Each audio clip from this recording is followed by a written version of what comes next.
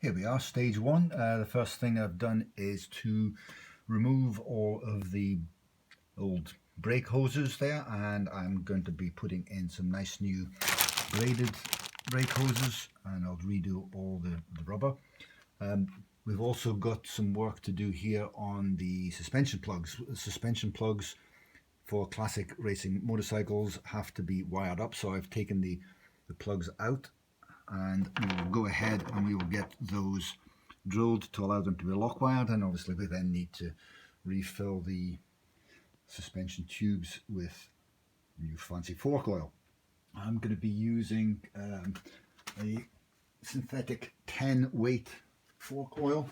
I found this works pretty well for the type of racing that we do, and I'll probably put an extra couple of spacers in on top of the springs to give us a little bit more preload before we start racing for real.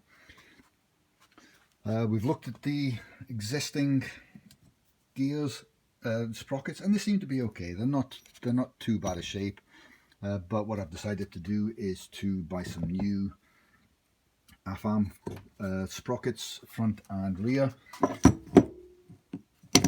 Put the bushes on there, and I've gone and got a new chain as well, although the existing chain you can see here is actually in really good condition, so I'll keep this as a spare for racing because you never know what's going to happen.